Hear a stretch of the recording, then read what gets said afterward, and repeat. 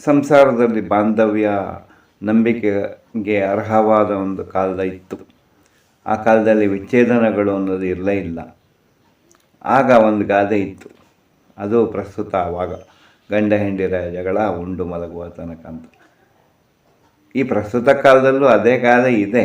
ಗಂಡ ಹೆಂಡತಿ ಜಗಳ ಮಾಡ್ಕೊಂಡಾಗ ಹೇಳ್ತಾರೆ, ಅಯ್ಯೋ ಗಂಡ ಹೆಂಡಿರ ಜಗಳ ಉಂಡು ಮಲಗುವ ತನಕ ಅಲ್ಲ ಸರ್, ಜಗಳ ಮಾಡಿದ್ರೆ ಎಷ್ಟು ದಿನ ಮಾಡ್ತಾರೆ ಅಂತ.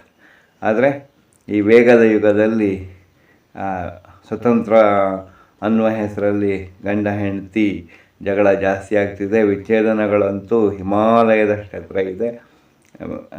ಲಾಯರ್ಗಳಿಗೆ ತುಂಬ ಕೆಲಸನೂ ಇದೆ. ವಿಚ್ಛೇದನಗಳು ಬೇಗ ಬಗೆಹರಿಬೇಕು ಅಂತ ನ್ಯಾಯಾಲಯಗಳು ಪ್ರಯತ್ನ ಪಡೋದಿಲ್ಲ, ಲಾಯರ್ಗಳು ಪ್ರಯತ್ನ ಪಡೋದಿಲ್ಲ. ಇದು ಜಗಳ ಮಾಡಿಕೊಂಡು ವಿಚ್ಛೇದನಕ್ಕೆ ಅರ್ಜಿ ಹಾಕಿಕೊಂಡ ಗಂಡ ಹೆಂಡತಿಗೆ ಗೊತ್ತಾಗಲ್ಲ. ನ್ಯಾಯಾಧೀಶರು ಒಗ್ಗೂಡಿಸಿದ್ರು ವಿಚ್ಛೇದನಕ್ಕೆ ಅರ್ಜಿ ಹಾಕಿದ ಗಂಡ ಹೆಂಡತಿಯನ್ನು ಅಂತ ತುಂಬ ಚೆನ್ನಾಗಿ ಬರುತ್ತೆ. ಎಲ್ಲಿ ಅಂದರೆ ನಮ್ಮ ಪತ್ರಿಕೆಗಳಲ್ಲಿ, ಟಿ ವಿಗಳಲ್ಲಿ ಜನ ಹೊಗಳ್ತಾರೆ ದಂಪತಿಗಳಿಗೆ, ಮತ್ತು ಕೋರ್ಟಲ್ಲಿ ಹಾರ ಹಾಕ್ತಾರೆ, ಒಂದು ಮಾಡ್ತಾರೆ. ಎಷ್ಟೆಷ್ಟೋ ಘಟನೆಗಳನ್ನು ನಾವು ಓದಿದ್ದೀವಿ, ನೀವು ಓದಿದ್ದೀರಿ. ಆದರೆ ಆ ಒಂದಾದ ದಂಪತಿಗಳು ನಿಜವಾಗ್ಲೂ ಖುಷಿಯಾಗಿರ್ತಾರ ಅಂತ ಯೋಚನೆ ಮಾಡಿದ್ರೆ ಇಲ್ಲ ಅಂತ ನನ್ನ ಭಾವನೆ.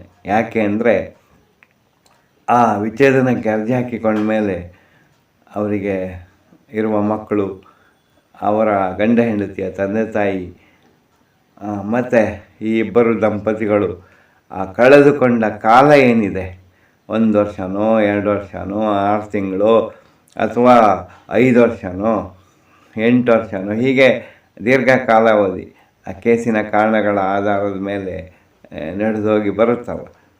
ಅದು ವಾಪಸ್ ಬರಲ್ಲ ಅಲ್ವಾ? ಆ ಕಳೆದ ಕ್ಷಣಗಳು ವಾಪಸ್ ಬರಲ್ಲ.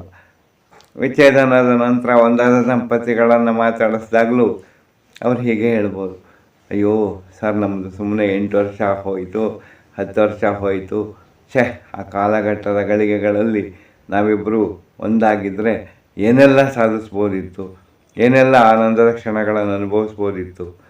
ನಾವು ತಪ್ಪು ಮಾಡಿದ್ವಿ, ನಮ್ಮ ಕುಟುಂಬದವರಿಗೂ ನೋವು ತಂದ್ವಿ, ನಮ್ಮ ಮಕ್ಕಳಿಗೂ ನೋವು ತಂದ್ವಿ ಎನ್ನುವಾಗ ವಿಚ್ಛೇದನದ ನಂತರ ಒಂದಾಗಿ ಅವರು ಚೆನ್ನಾಗಿದ್ದಾರೆ. ಹಾಗಾದರೆ ಇಲ್ಲ ಅಲ್ವಾ?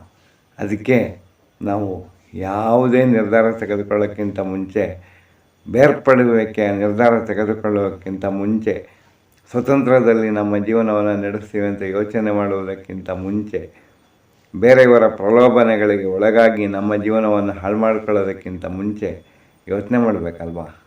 ಏನಂತೀರ? ನಮಸ್ತೆ.